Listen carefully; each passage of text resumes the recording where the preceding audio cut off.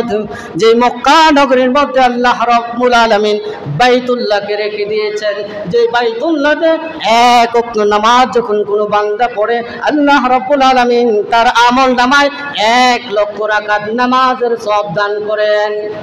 যে বাইতুল্লাহতে, যে মক্কা নগরীতে আল্লাহ রাব্বুল আলামিন মাকামে ইব্রাহিমকে রেখে দিয়েছেন, হাতিমে কাবাকে রেখে দিয়েছেন, যে মক্কা নগরীকে আল্লাহ রাব্বুল আলামিন এমন নিরাপদ করেছেন, শুধু ইসলামের মধ্যে নয়, জাহিলি যুগে কাফেরদের কাছেও এই মক্কা নগরী তাদের কাছে নিরাপদ স্থান মনে হতো।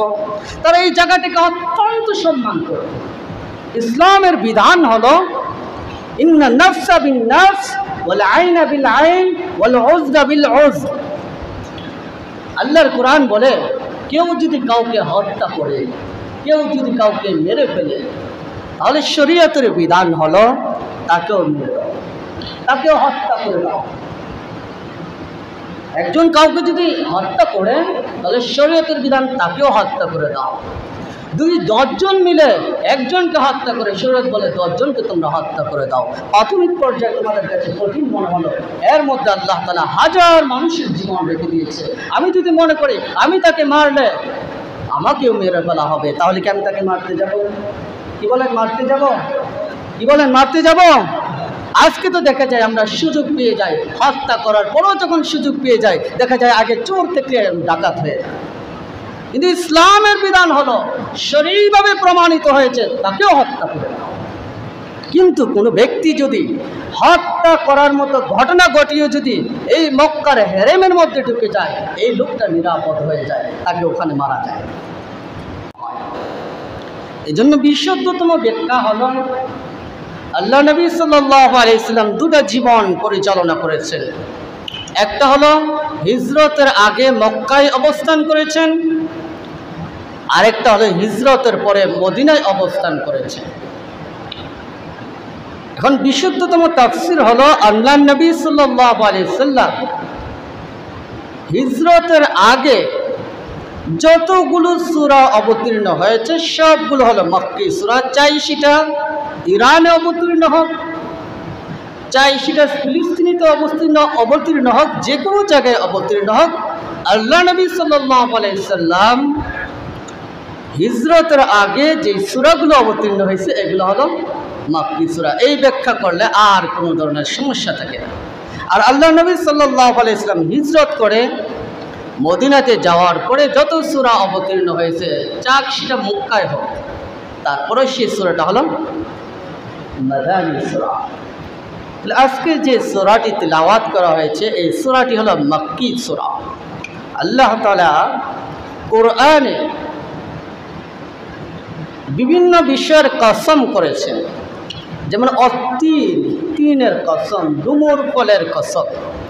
এভাবে আল্লাহ তাআলা কোরআনে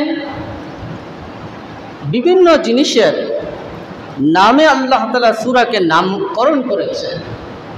যেমন সূরাতুল বাকারা গাভীর সূরা, সূরাতুন নামল পিপিলিকার সূরা, সূরাতুন নিসা মহিলাদের সূরা, সূরাতুল মুহাম্মদ সাল্লাল্লাহু আলাইহি ওয়াসাল্লামের নামের সূরা।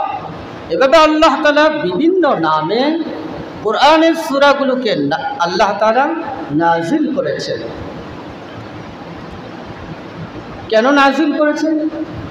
যেমন সূরাতুল বাকারা, এই সূরাতুল বাকারার মধ্যে গাভী সংক্রান্ত একটা ঘটনা মুসা আলাইহিস সালাতু ওয়াস সালাম এবং তার কওমের সাথে সম্পৃক্ত হয়েছেন। ওই ঘটনার পরিপ্রেক্ষিতে আল্লাহ তাআলা এই সূরার নাম দিলেন সূরাতুল বাকারা। এটাকে বলে তাসমিয়াতুল কুল বিইসমিল জুজ, অর্থাৎ কোরআনের ওই সূরার একটা অংশকে লক্ষ্য করে ওই সূরার পুরা সূরাটার নামকরণ করে দেওয়া। যেমন সূরাতুন নামল পিপিলিকার নামের সূরা। হযরত সুলাইমান আলাইহিস সালাতু ওয়াস সালামের সাথে পিপিলিকার একটা ঘটনা ঘটেছে ওই সূরাতে। আল্লাহ তাআলা ওই ঘটনার পরিপ্রেক্ষিতে সূরার নামকরণ করে দিলেন সূরাতুন নামল। সূরাতুন নিসা মহিলা সংক্রান্ত সূরা। এই সূরাতে মহান আল্লাহ রাব্বুল আলামিন নারীদের প্রাপ্য অধিকার নিয়ে আলোচনা করেছেন একটা অংশে। ওই অংশকে লক্ষ্য করে আল্লাহ তাআলা পূর্ণ সূরাটার নাম করে দিলেন সূরাতুন নিসা। ঠিক তেমনি ভাবে সূরা ৩-এর মধ্যে আল্লাহ তাআলা ৩ এই শব্দটা ব্যবহার করেছেন, জাইতুনও ব্যবহার করেছেন, অন্যান্য শব্দগুলো ব্যবহার করেছেন। যেহেতু একটা অংশের মধ্যে ৩ শব্দটা আছে, ওই ৩-এর দিকে লক্ষ্য করে আল্লাহ তাআলা এই সূরার নামকরণ করলেন সূরাতুল ৩। আল্লাহ তাআলা এই কোরআনে বিভিন্ন জায়গার মধ্যে কসম করেছে। আমার কথাগুলো আপনাদের বুঝতে হবে। আল্লাহ তাআলার প্রতিটি কথাই তো গুরুত্বপূর্ণ। কি বলেন? আল্লাহ তাআলার কোনো আমরা কসম কেন করি এটা বোঝার দরকার আগে। আমরা কসম করি যে জিনিসটা বলতেছি সেই জিনিসটার গুরুত্ব বোঝানোর জন্য। কি বলেন, ঠিক কি না? আমরা কসম করি, আমি বলতেছি আমি এটা করি না, তখন যখন বারবার বলে তুমি করছো, তখন বলে আল্লাহর কসম আমি এটা করি নাই। এই কথা বলে আমি কি করলাম? আমার কথাটাকে গুরুত্ব বুঝাইলাম যে আমি এটা কি করি নাই, করি নাই। তো আল্লাহ তাআলার প্রতিটি কথাই তো কসম, প্রতিটি কথাই তো গুরুত্বপূর্ণ। তাহলে তো মহান আল্লাহ রাব্বুল আলামিনের কসম করার দরকার আছে। কি বলেন, দরকার আছে? আল্লাহর প্রতিটি কথাই তো গুরুত্বপূর্ণ, কিন্তু তার সত্ত্বেও মহান আল্লাহ রাব্বুল আলামিন পবিত্র কোরআনে কেন কসম করেন? এই বিষয়টি বোঝানোর জন্য মুফাসসিরিন কেরাম এই প্রশ্নের উত্তর দিয়েছেন। আল্লাহ তাআলা মানুষের জন্য কোরআন নাযিল করেছেন। কাদের জন্য? কাদের জন্য কোরআন নাযিল করেছেন? হুদাল লিন্নাস, মানুষের জন্য এই কোরআন হিদায়াত। এই দুনিয়ার মানুষের একটা বৈশিষ্ট্য হলো কসম করে কথা বললে তারা গুরুত্ব দেয়। এই দুনিয়ার মানুষের বৈশিষ্ট্যর দিকে লক্ষ্য করে আল্লাহ তাআলা কসম করেছেন, না হয় আপনার কোনো কসমের দরকার নাই। কিন্তু দুনিয়ার মানুষ যেহেতু তাদের একটা বৈশিষ্ট্য হলো কসম করে কথা বললে তার কাছে কি থাকে, তার গুরুত্ব থাকে। এই জন্য দুনিয়ার মানুষের জন্য কোরআন আল্লাহ তাআলা নাযিল করেছেন। ওই কোরআনের বিধানটি যেন তাদের উপরে গুরুত্ব থাকে, সেই বিষয়টা বোঝানোর জন্য আল্লাহ কোরআনে কসম করেছেন। আরেকটা বিষয় হলো মানুষ কিন্তু নরমাল এই বিষয়ের কসম করে না। মানুষ হয়তো বলে আল্লাহর কসম, না হয় বলে আমার মায়ের কসম। কি বলে? যে কোনো বিষয়ের কসম করে, ধুলিবালির কসম, তোমার কসম, ওদের কসম। বেশিরভাগ মানুষকে দেখা যায় দুটা জিনিসের কসম করতে, এক হলো আল্লাহর নামের কসম করে, দ্বিতীয় হলো দেখা যায় মায়ের নামে কসম করে। তাহলে যে বিষয়ের কসম করা হয় এই বিষয়টা আল্লাহ, মা, এই দুটা জিনিস গুরুত্বপূর্ণ কিনা? সকলে বলেন গুরুত্বপূর্ণ কিনা? তাহলে আল্লাহ তাআলা সূরা ৩-এর মধ্যে যেহেতু ৩-এর কসম করেছেন, জাইতুনের কসম করেছেন, বোঝা গেল এই বিষয়গুলো অনেক গুরুত্বপূর্ণ জিনিস। না হয় আল্লাহ তাআলা আপেলের কসম খাইতে পারতেন, আঙ্গুরের কসম খাইতে পারতেন, কত ফলরাজি রয়েছে। আল্লাহ তাআলা সেই সমস্ত ফলরাজির কসম আল্লাহ তাআলা করতে পারতেন, কিন্তু আল্লাহ তাআলা ৩-এর কসম করেছেন, জাইতুনের কসম করেছেন। তাহলে বোঝা গেল এই দুটা বিষয় অত্যন্ত গুরুত্বপূর্ণ জিনিস। কেমন গুরুত্বপূর্ণ বিষয় এটা আমরা সামনে ইনশাআল্লাহ জানব। মানুষের জীবনে সফলতার জন্য, দুনিয়া এবং আখিরাতে সফলতার জন্য দুটা জিনিস দরকার। কয়টা? সকলে বলে কয়টা? দুনিয়ার জীবনে মানুষের সফলতার জন্য সবচাইতে বেশি দরকার হলো সুস্থতা। জন্য হাদিসের মধ্যে আ'যামুন নি'মা, সবচাইতে গুরুত্বপূর্ণ নিয়ামত যেটা বলা হয়েছে সেটা হলো সুস্থতা। তাহলে মানুষের জীবনে সফলতার জন্য সবচাইতে দরকার কোনটা? আপনার অঢেল টাকা আছে, আপনি সুস্থ না, আপনাকে ভালো লাগবে? কি বলেন, ভালো লাগবে? যতই কিছুই থাকুক আপনার দেখা যায় সুস্থতা নাই, তাহলে আপনার কোনো কিছুই ভালো লাগবে না। আরে তোমার এত টাকা আছে, তোমার এত টাকা এসে না, আমি সুস্থ না। হায়াতের জীবনে দুনিয়ার সফলতার জন্য সবচেয়ে দরকার হলো সুস্থতা। আর অনন্তকালের জীবনে মানুষের সফলতার জন্য সাথে সাথে আরেকটা বিষয় দরকার, সেটা হলো আল ফারাগা, অবসরতা, একটু সময় পাওয়া, যেই সময়ের মধ্যে আল্লাহর ইবাদত করবে। আপনি যদি সময় না পান ইবাদত করতে পারবেন? আমার কথা জবাব দিতে হবে, আপনি যদি সময় না পান আপনি আল্লাহর ইবাদত করতে পারবেন? জন্য হাদিসের মধ্যে বলা হয়েছে দুটো হলো সবচেয়ে বড় নিয়ামত, এক হলো সুস্থতা, আরেকটা হলো আল ফারাগা, সেটা হলো অবসরতা। যে অবসরতার সময়টুকু আপনি আল্লাহর ইবাদতের মধ্যে কাটায়। তিন এবং জাইতুন, এই দুটা জিনিসের দ্বারা মানুষের মানব দেহের সুস্থ থাকার ক্ষেত্রে এই দুটো বড় ভূমিকা আছে। মানব দেহের সুস্থতার জন্য সবচেয়ে যে বড় নিয়ামত সুস্থতা, সেটার ক্ষেত্রে এই তিন এবং জাইতুন ফলে বড় দখল রয়েছে। কেমন দখল রয়েছে? আল্লাহ তাআলা বিভিন্ন ফলের মধ্যে মানুষের সুস্থতা রেখে দিয়েছে। যেমন হাদিসের মধ্যে এটাও আসছে, হাব্বাতুস সাউদা শিফাআম মিন কুল্লি দা। আল্লাহর হাবিব সাল্লাল্লাহু আলাইহি সাল্লাম বলেন, দুটো কালো দানা, ওই কালো দানার মধ্যে আল্লাহ তাআলা মানুষের সুস্থতা রেখেছেন। অর্থাৎ কালো জিরার মধ্যে আল্লাহ তাআলা মানুষের সুস্থতা রেখেছেন, ইল্লা সাম, মৃত্যু ছাড়া। যত ধরনের রোগ আছে এই সমস্ত রোগের জন্য আল্লাহ তাআলা কালো জিরার মধ্যে মানুষের সুস্থতা রেখেছেন। আপনি হায়াতের জীবনে সুস্থ থাকার জন্য সবসময় এটা খেয়ে দেখেন, সব সময় এটা খেয়ে দেখেন, দেখবেন আপনার শরীর সবসময় ভালো থাকে। ঠিক তেমনইভাবে আল্লাহ তাআলা তিন ফলের মধ্যে মানুষের জীবনের সুস্থতার ক্ষেত্রে এই তিন ফল বড় ভূমিকা রাখে। আপনি ফেসবুকে সার্চ দিয়ে দেখেন তিন ফলের উপকারিতা কতগুলো। বর্তমান যুগে, বর্তমান সময়ে বেশিরভাগ যে জিনিসটা দেখা যাচ্ছে সেটা হলো ডায়াবেটিস। এই ডায়াবেটিসের ক্ষেত্রে তিন ফলকে যদি আপনি সিদ্ধ করে তার রসটা যদি খান, আপনার অবশ্যই এটার ক্ষেত্রে আপনার ইনসুলিনের কাজ দিবে এই তিন ফল। ডায়াবেটিসের ক্ষেত্রে যদি আপনি তিন ফল সিদ্ধ করে তার পানিটা খান, আল্লাহ তাআলা এটার মধ্যে আপনার ডায়াবেটিসের সুস্থতা রেখেছে। এভাবে আল্লাহ নবী সাল্লাল্লাহু আলাইহি সাল্লাম বলেন, আমি যদি কোনো ফলকে জান্নাতি ফল বলতাম তাহলে তিন এবং জাইতুনকে বলতাম। কারণ জান্নাতি ফলের বৈশিষ্ট্য হলো তার মধ্যে কি থাকবে না, কোনো বীজ থাকবে না। দুনিয়ার ফলরাজির মধ্যে দেখা যায় দুটা গুণ, এক হলো তার উপরের অংশে খাওয়া হয়, ভিতরের অংশে ফেলে দেওয়া হয়। খেজুর দেখা যায় উপরের অংশটা খাই, আমরা ভিতরটা কি করে দিই, ফেলে দিই। বা অনেক ফল আছে যেগুলো আমরা উপরের অংশটাকে ফেলে দিয়ে ভিতরের অংশটা আমরা খাই।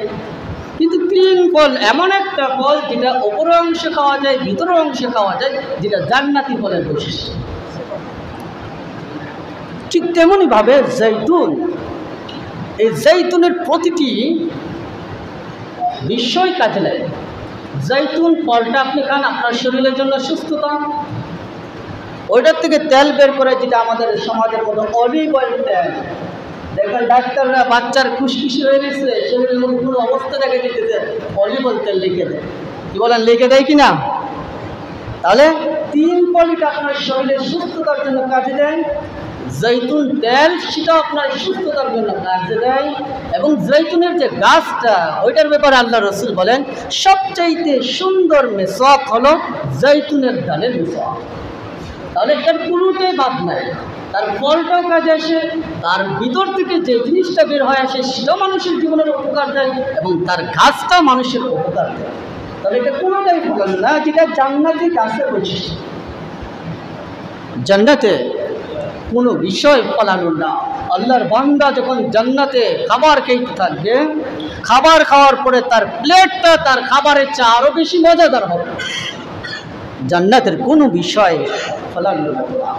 এই জন্য তিন এবং জৈতুন, বর্তমান ডাক্তার বলতেছেন যদি তিন এবং জৈতুন ফল যদি কেউ সব সময় ব্যবহার করে, আল্লাহ তাআলা তারকে যে রোগের এখনো ঔষধ বের হয় নাই, সেটা হলো কি আমার কথার দিকে খেয়াল করেন, ক্যান্সার,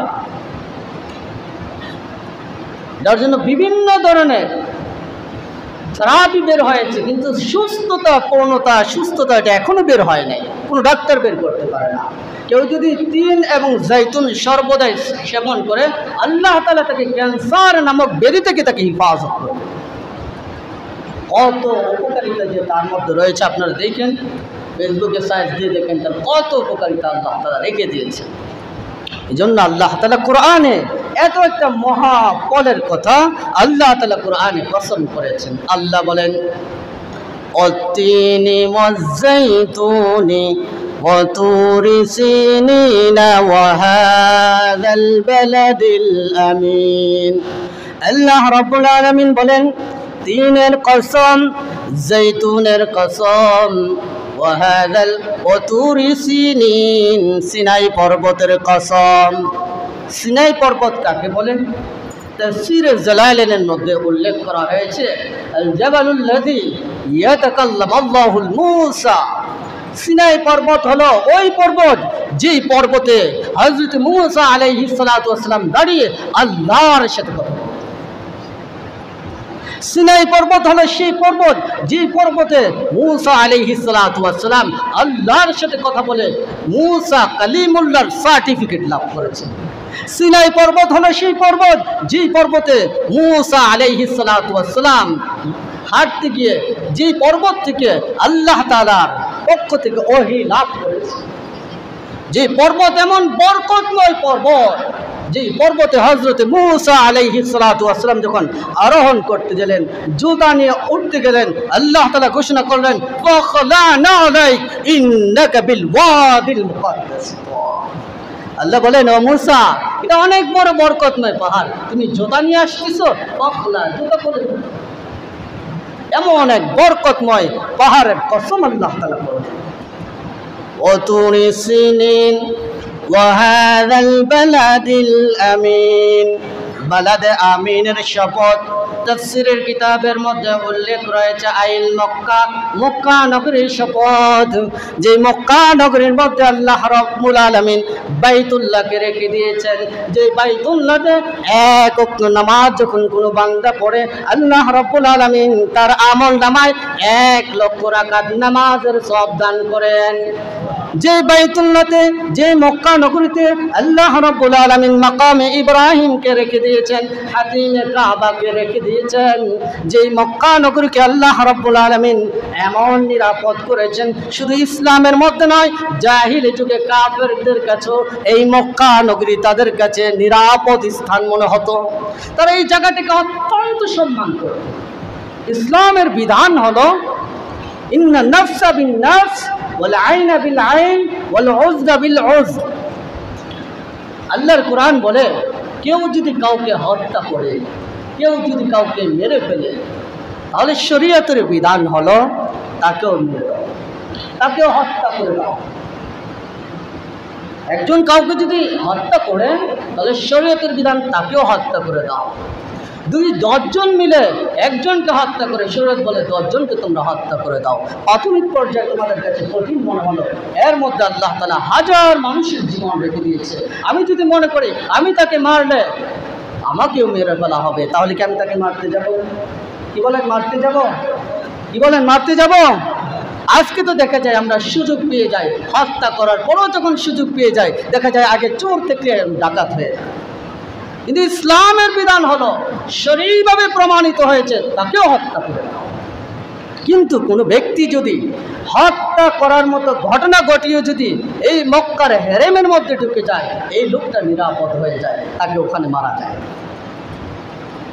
কত নিরাপদ আল্লাহ তাআলা এই মক্কাকে আল্লাহ তাআলা করেছে, যে কেউ যদি হত্যা করে তারপরে সে যদি কোনো রকমে এই হেরেমের মধ্যে ঢুকে যায়, তাহলে ওই হেরেমের ভিতরে তাকে হত্যা করার কোনো কি নাই, সুযোগ নাই।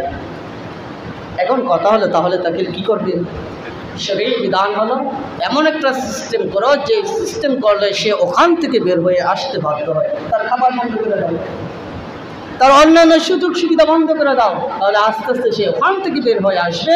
বের হয়ে আসার পরে অন্যত্রে হেরেমের বাহিরে তাকে কি করতে হবে? হত্যা করতে তাহলে দেখেন আল্লাহ রাব্বুল আলামিন মক্কা নগরীকে কত নিরাপদ করেছেন। এজন্য আল্লাহ তাআলা বলেন وهذا البلد الأمين والتين তিনের কসম والزيتون জৈতুনের কসম وطور سينين সিনাই পর্বতের কসম وهذا البلد الأمين এই নিরাপদ নগরীর কসম। আল্লাহ চারটা কসম করেছেন।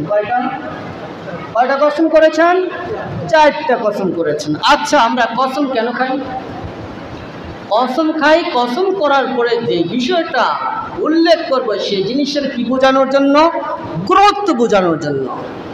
আল্লাহর কসম আমি এটা করি নাই, এখানে কি আল্লাহর কসমটা উদ্দেশ্য না, আমি এটা করি নাই সেটা গুরুত্ব বোঝানোর উদ্দেশ্য।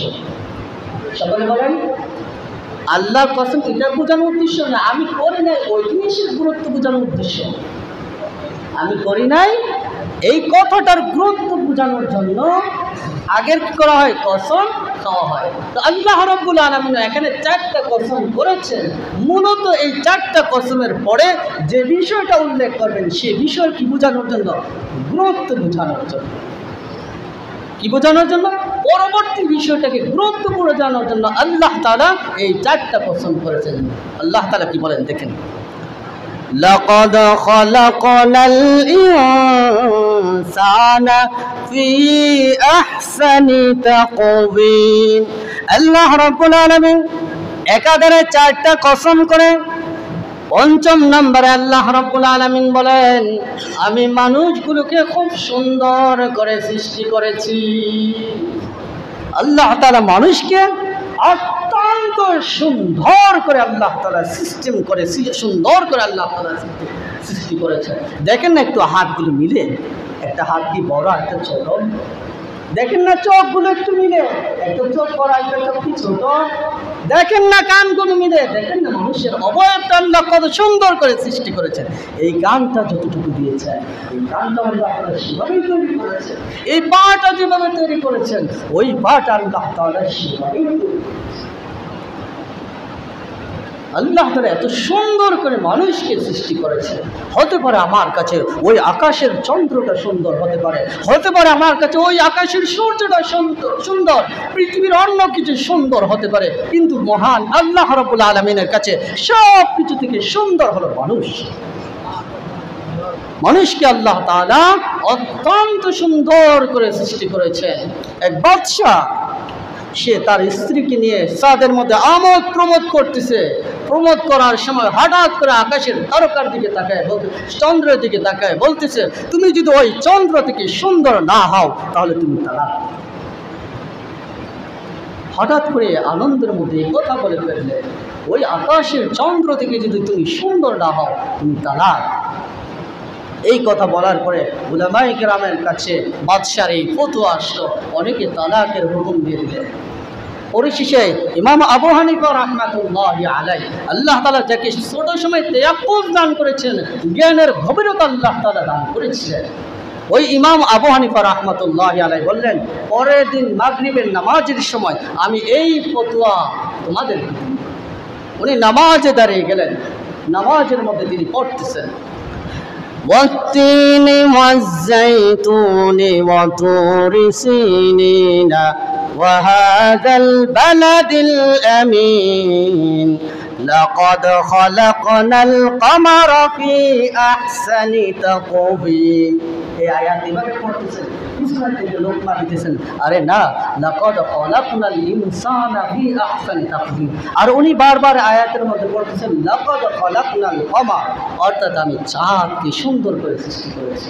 এই আয়াত পড়তেছেন আর পিছনের থেকে সকলে লোকমা দিচ্ছেন যে না না না না এই শব্দটা না, ওনার পিছনের থেকে লোকমা দিচ্ছেন লাকাদ খালাকনাল ইনসানা ফি আহসানি তাকওয়িম। নামাজ শেষে ইমাম আবু হানিফা রাহমাতুল্লাহি আলাইহি সকলকে নিয়ে বসলেন, বসার পরে বলতেছেন এই ফতোয়া আমার দেওয়ার প্রয়োজন হয় না, আপনারাই ফতোয়া দিয়েছেন। কি ফতোয়া দিয়েছি? বাদশার স্ত্রী তালাক হয় নাই, কারণ আল্লাহ তাআলা তো কোরআনে বলে নাই লাকাদ খালাকনাল কমারা ফি আহসানি তাকওয়িম, আমি চন্দ্রকে সুন্দর করে সৃষ্টি করেছি। আল্লাহ তো কোরআনে বলেছেন, লাকাদ খালাকনাল ইনসানা ফি আহসানি তাকওয়িম, আমি আল্লাহ মানুষকে সুন্দর করেছি। উনি তো এই কথাই বলেছেন, যদি তুমি চন্দ্র থেকে সুন্দর না হও তুমি তারা, সে তো চন্দ্র থেকে সুন্দর কিনা? কি বলেন, সুন্দর কিনা?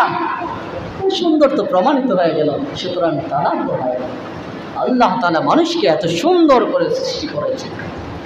মানুষ যদি বেঈমান হয়, মানুষ যদি আল্লাহর নাফরমানি করে, তারপর আল্লাহ তাআলা ওই মানুষটাকে ভালোবাসে, ওই মানুষটাকে আল্লাহ মহব্বত করে। হযরতে নূহ আলাইহিস সালাতু ওয়াস সালাম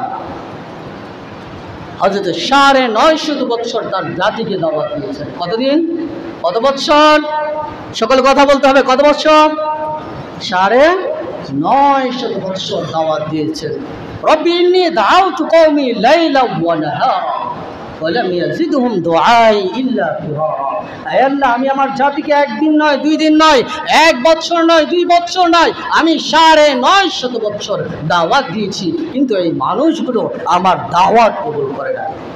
কুল্লামা দাআউতুহুম লিতাগফিরা লাহুম জাআলু আসাবিআহুম ফি আযানিহিম ওয়াস্তাগশাউ সিয়াবাহুম।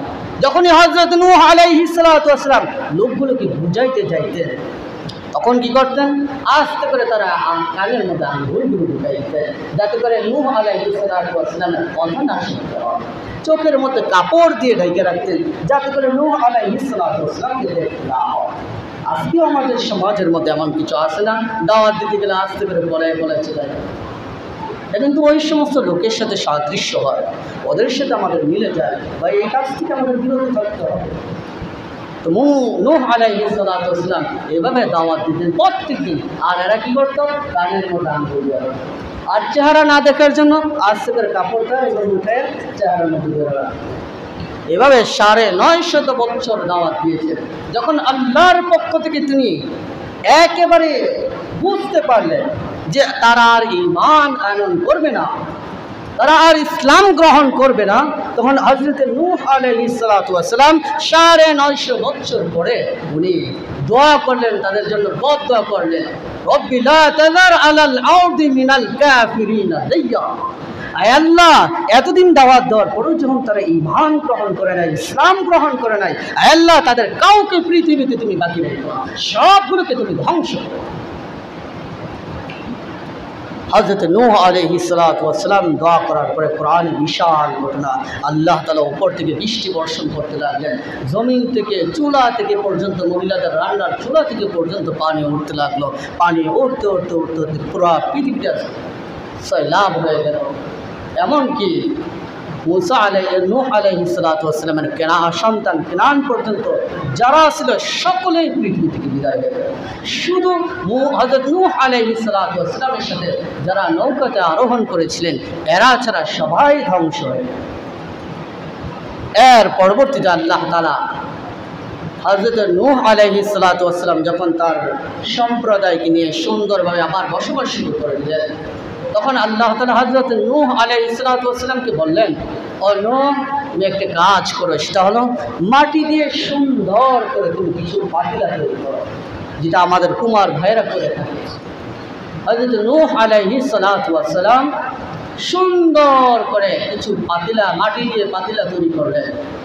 তৈরি করে এটিকে একবার তিনি রোদ্রে নিয়ে যান, শুকান, আবার বাসায় নিয়ে আসেন, আবার পরবর্তীতে দেন শুকান। এত সুন্দর করে এটিকে একসময় এত সুন্দর করে উনি তৈরি করলেন। তৈরি করার পরে আল্লাহ রাব্বুল আলামিন হযরত নূহ আলাইহিস সালাতু ওয়াস সালামকে নির্দেশ দিলেন, ও নূহ, যত পাতিলা তুমি তৈরি করছো সবগুলোকে তুমি ভেঙে ফেলো। এবার হযরত নূহ আলাইহিস সালাতু ওয়াস সালাম বড় বড় চোখ করে তাকান, এত কষ্ট করে এই পাতিলাগুলো তৈরি করলাম, এগুলোকে বাতাসে দিয়ে শুকাইলাম, রৌদ্র দিয়ে শুকাইলাম, আনলাম, বাইরে নিলাম, কত কষ্ট করলাম, আল্লাহ রাব্বুল আলামিন এগুলোকে ভেঙে ফেলা দিচ্ছেন। আল্লাহর মনে মনে মনে এইগুলো ধারণা করতেছে, আল্লাহর নির্দিষ্ট অবশ্যই নবীরা পালন করেন। নবীরা তো আল্লাহ তাআলার আদেশগুলো পালন করেন, সন্তান পর্যন্ত কোরবানি দিতে চেয়েছে। হযরত ইব্রাহিম আলাইহিস সালাতু ওয়াস সালাম প্রিয় জিনিস। তো হযরত নূহ আলাইহিস সালাতু ওয়াস সালাম এগুলো যখন বান্দার ক্ষেত্রে একটু করতেছেন, তখন আল্লাহ রাব্বুল আলামিন বললেন, ও নূহ, তুমি কি এই পাতিলাগুলোকে দুটো হাত দিয়েছো? না আল্লাহ, দেই নাই। এই পাতিলাগুলোকে দুটো চোখ দিয়েছো? না আল্লাহ, দেই নাই। এই পাতিলাগুলোকে তুমি ব্রেন দিয়েছো? না আল্লাহ, দেই নাই। পা দিয়েছো? না আল্লাহ, দেই নাই। ও নূহ, তোমার এই পাতিলাগুলো ভাঙতে এত কষ্ট লাগে?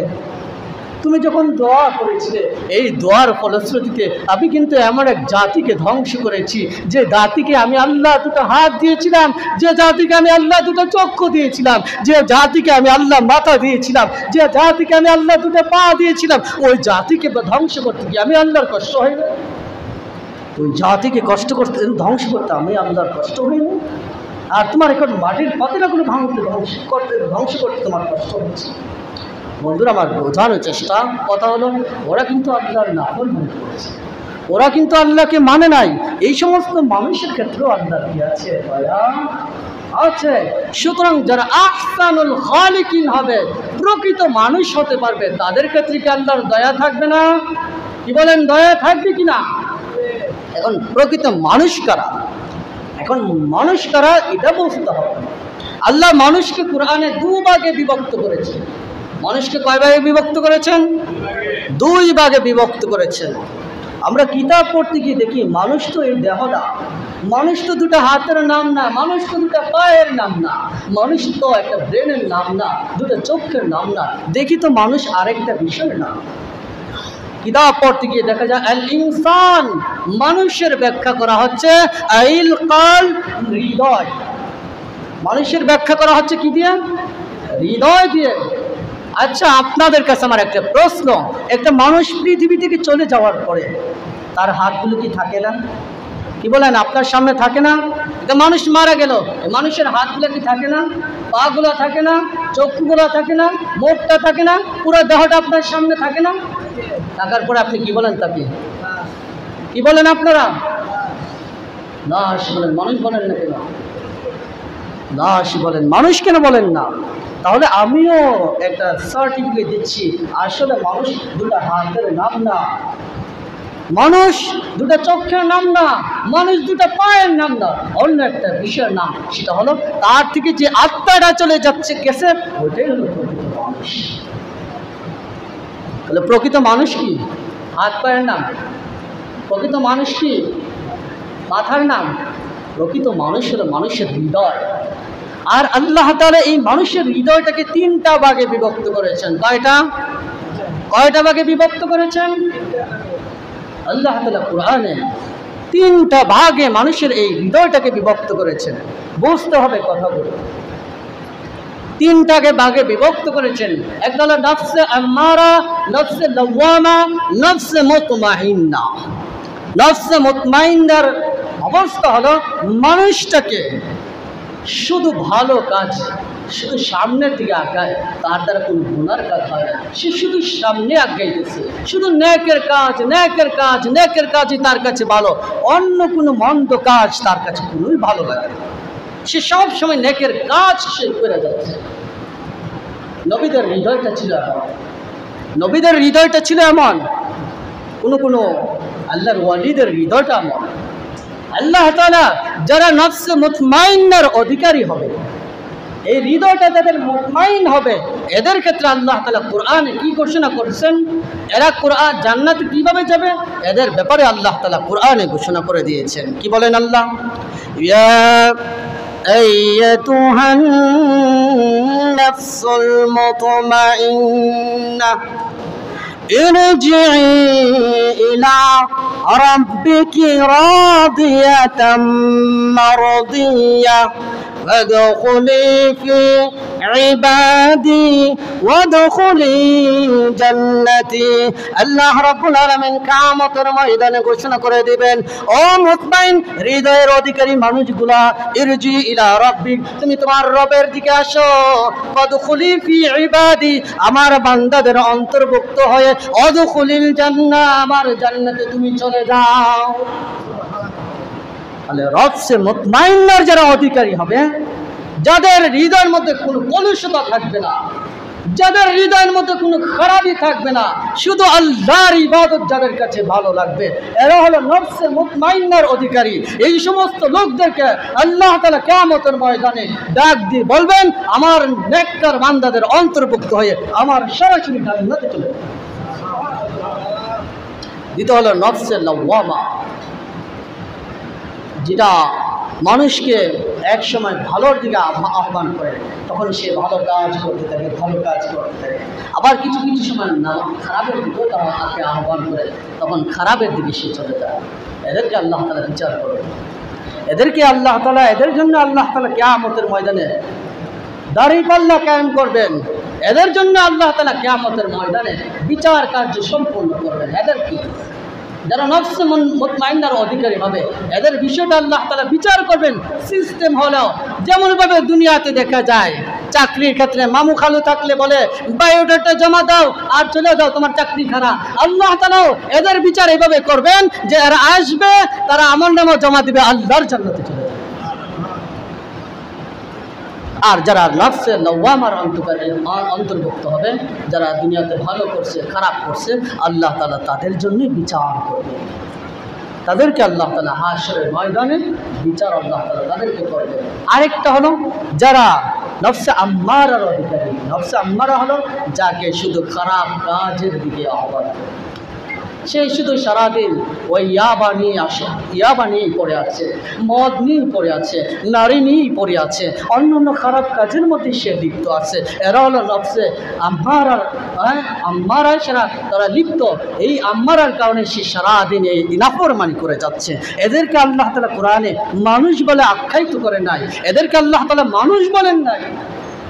আসলে তাহবিন তো দূরের কথা, আল্লাহ তাআলা এদেরকে মানুষই বলে নাই। আল্লাহ কোরআনে ঘোষণা করেন, ওয়ালাকাদ যারা'না লিজাহান্নামা কাসীরাম মিনাল জিন্নি ওয়াল ইনস লাহুম কুলুবুন লা ইয়াফকাহুনা বিহা ওয়া লাহুম আ'য়ুনুন লা ইউবসিরুনা বিহা ওয়া লাহুম আযানুন লা ইয়াসমাউনা বিহা উলাইকা কাল আন'আম বাল হুম আদাল উলাইকা হুমুল গাফিলুন।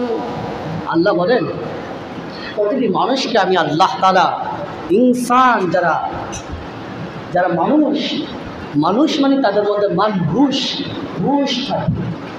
মানুষ হুশ, তার মধ্যে কি থাকবে? যারা প্রকৃত মানুষ হবে তাদের মধ্যে কি থাকবে? হুশ থাকবে। প্রতিটি অঙ্গ ব্যবহার করার ক্ষেত্রে তার কি থাকবে? হুশ থাকবে।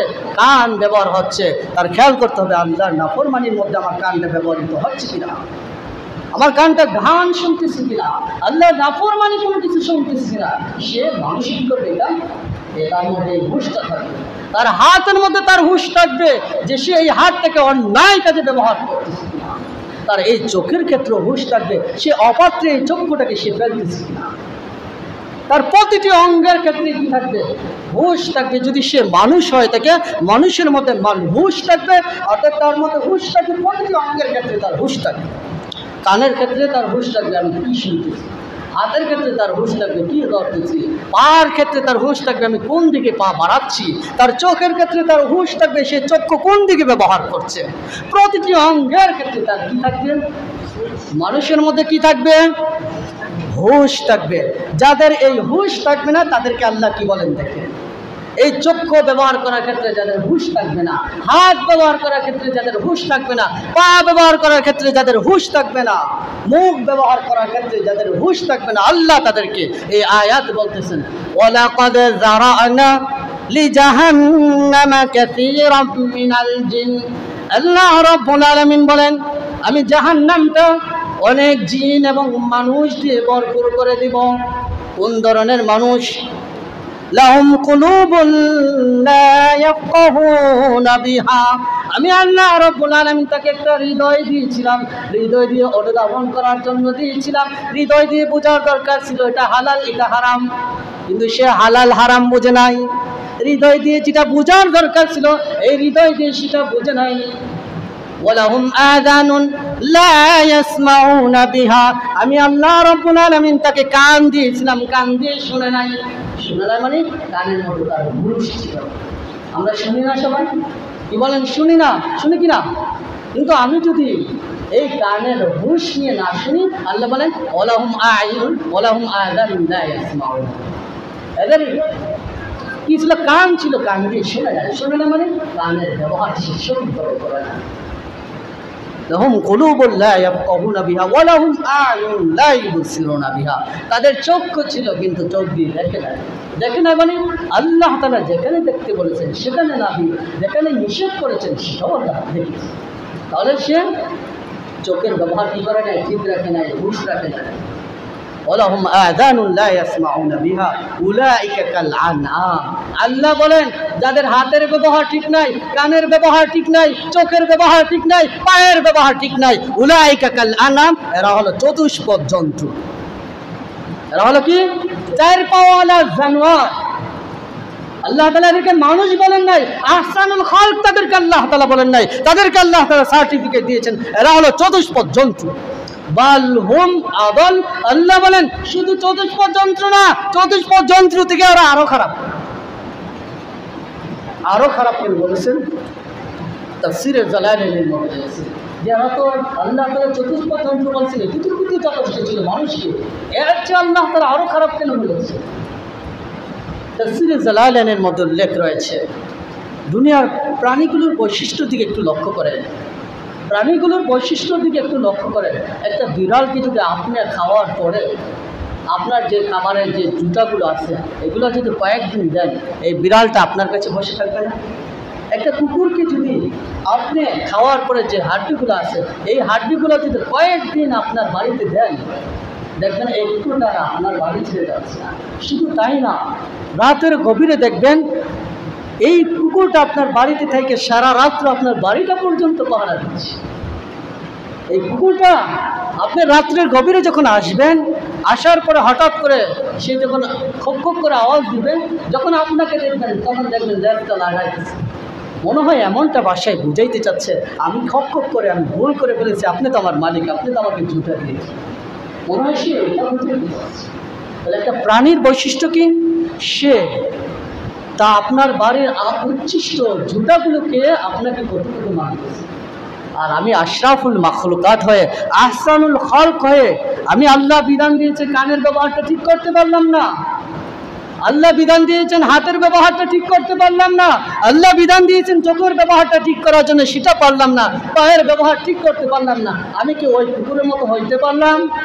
কুকুর তো অল্প খেয়ে আর তার মালিককে মানা শুরু করেছে, আর আমি তো মালিকের সমস্ত নাজ নামত খেয়ে আমি ওই মালিকের নাফরমানি করতেছি। তাহলে আমি কি কুকুরের মতো হইতে পারলাম না? তার থেকে খারাপ হইলাম। সকলে বলেন তার থেকে কুকুরের মতো হইতে পারলাম না, তার থেকে খারাপ হইলাম।